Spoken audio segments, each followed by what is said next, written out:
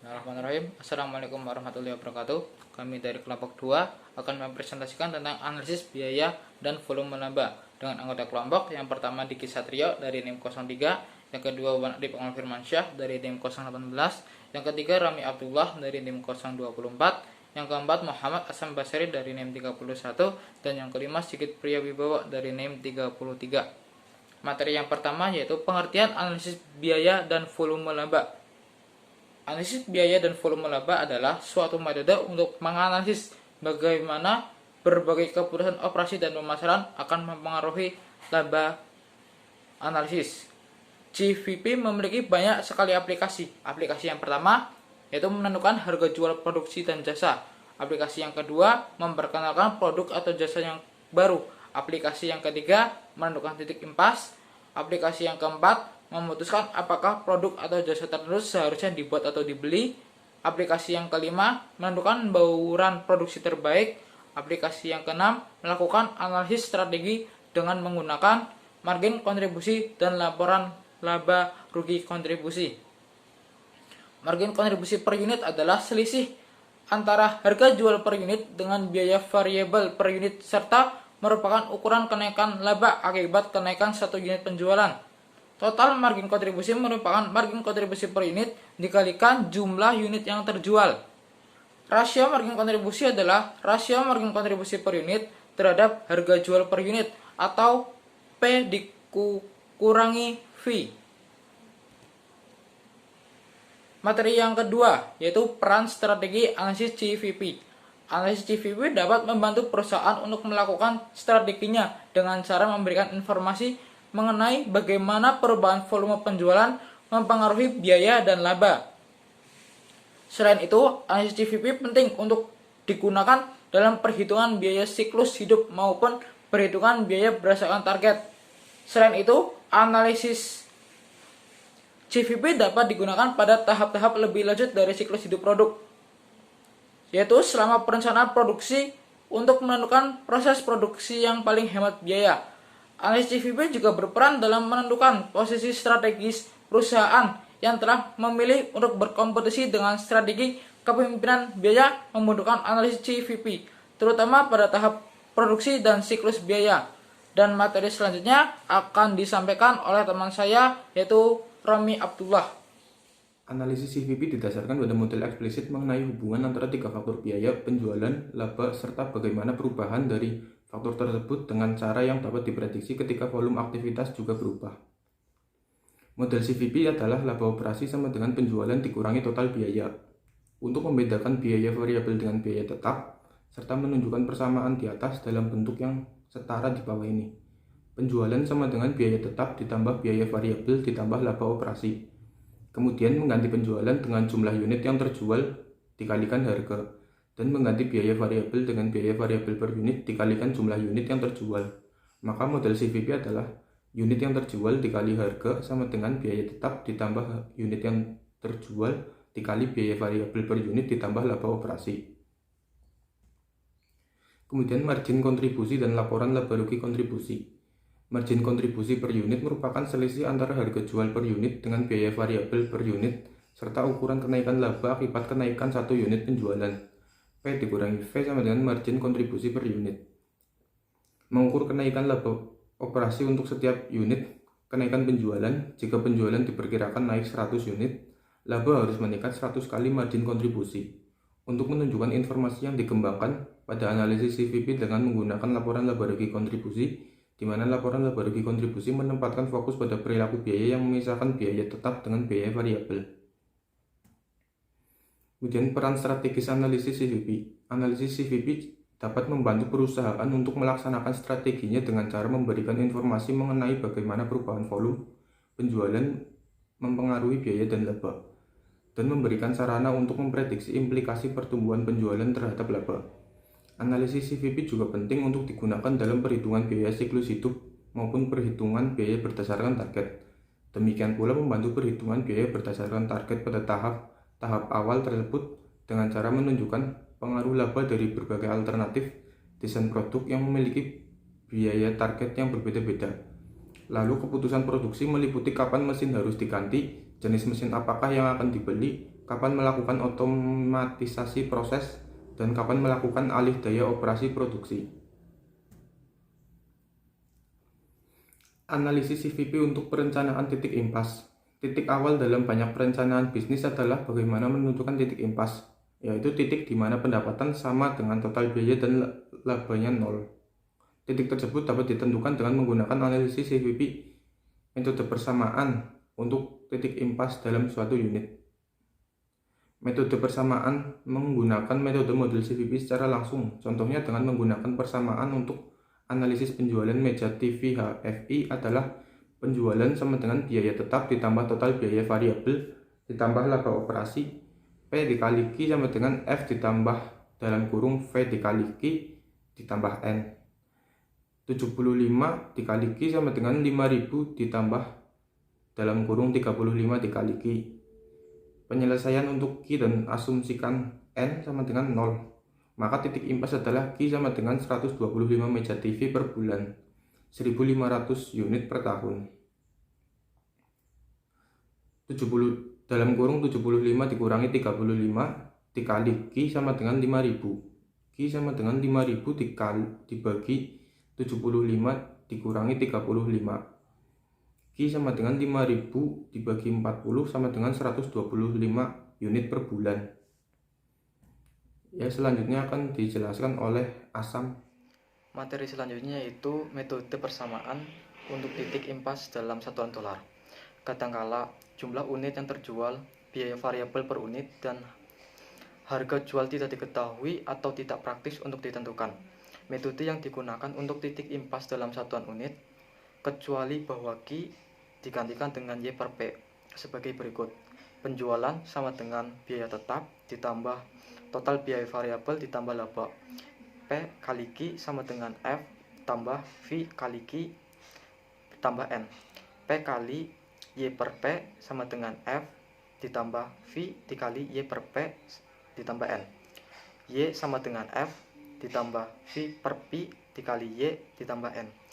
Selanjutnya itu metode margin kontribusi. Metode yang tepat untuk mengkalkulasikan titik impas adalah menggunakan persamaan bentuk aljabar yang sepadan atau diturunkan dengan cara memecahkan metode Q dan berasumsi bahwa titik impas N sama dengan laba sama dengan 0. Q biaya sama dengan biaya tetap atau margin kontribusi per unit, yaitu F per P dikurangi V.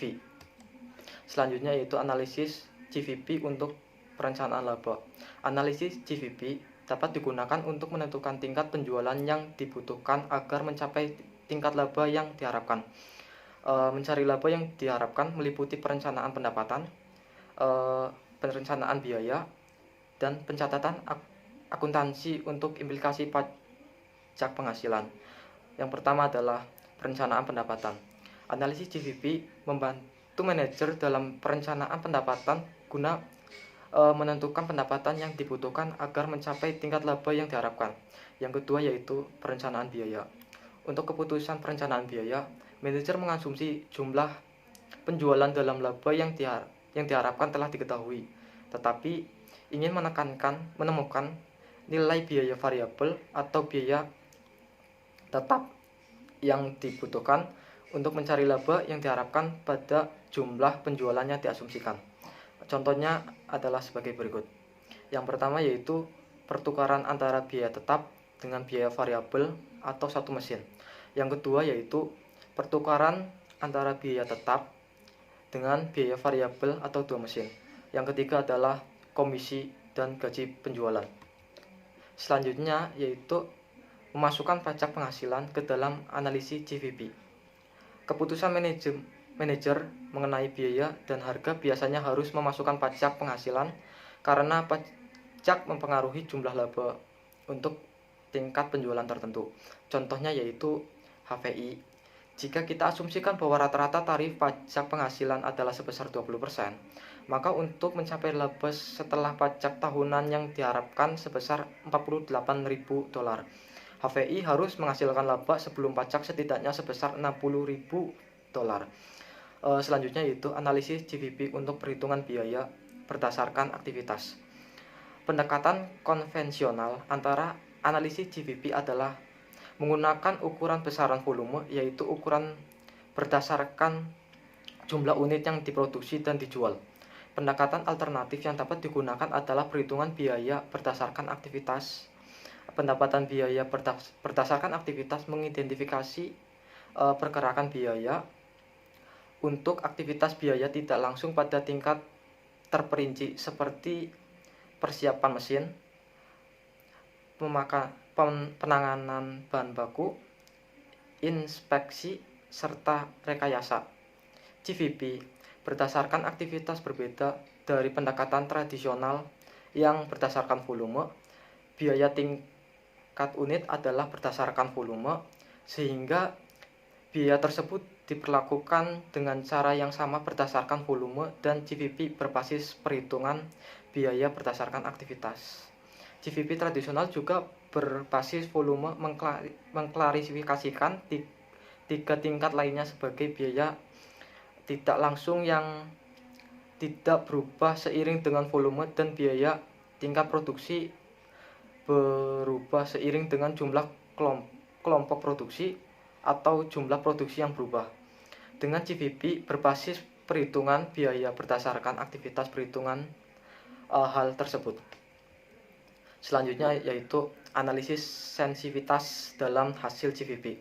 Analisis GVP menjadi alat strategis yang penting ketika manajer menggunakannya untuk menentukan sensitivitas laba terhadap perubahan yang mungkin dapat terjadi pada biaya atau volume penjualan.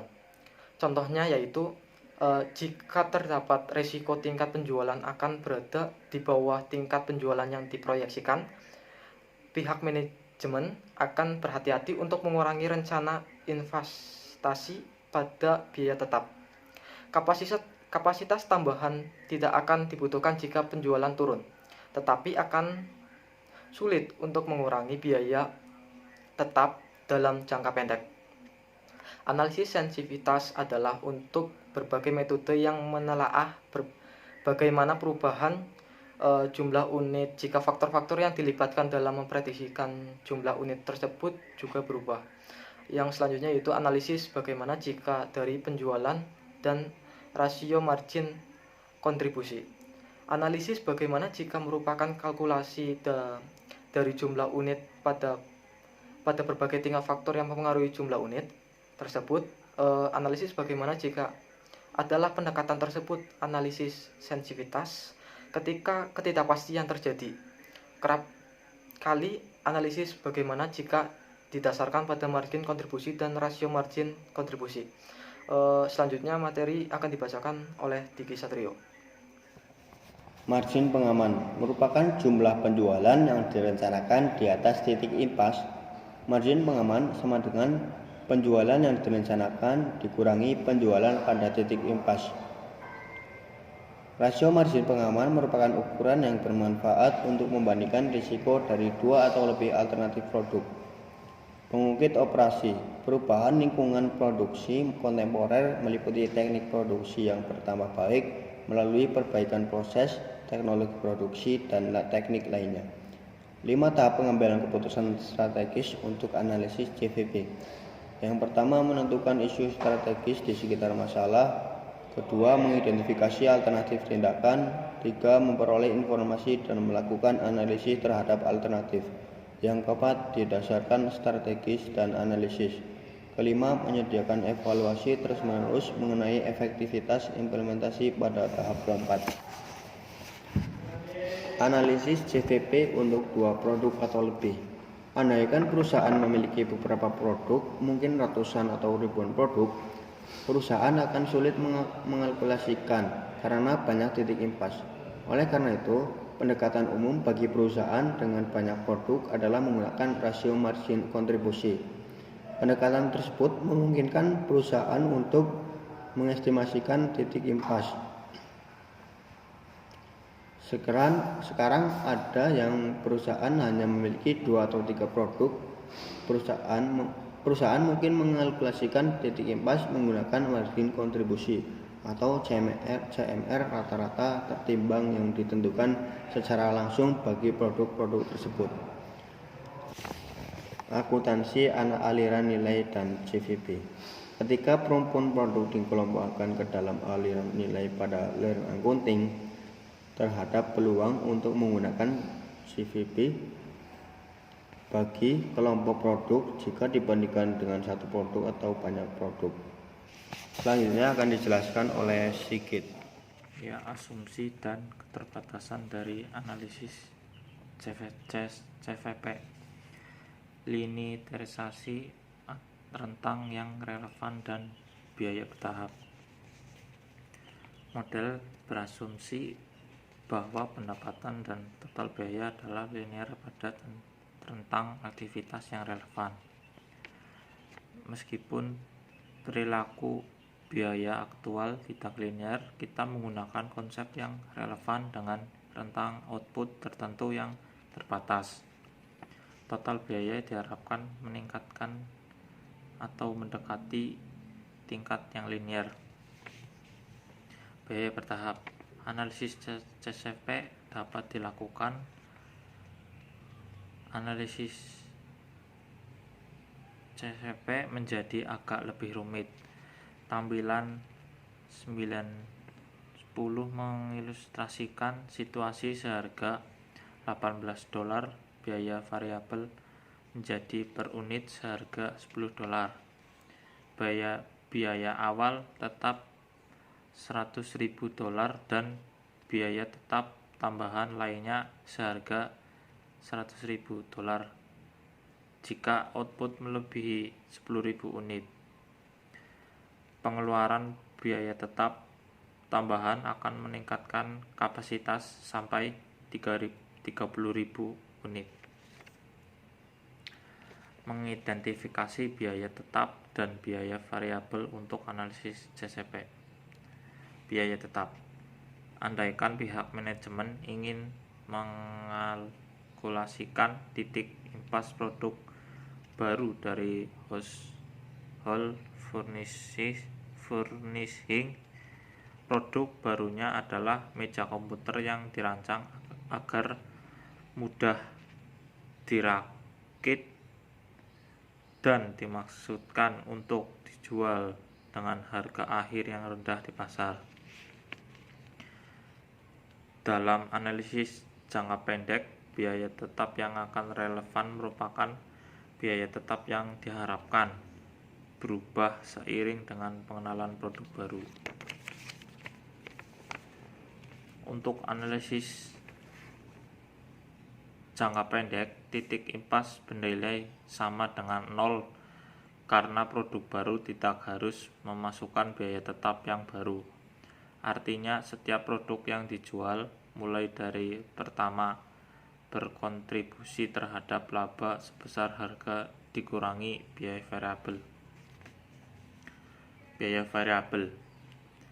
Dalam mengukur biaya variabel, akuntan manajemen harus berhati-hati untuk memasukkan seluruh biaya variabel yang relevan.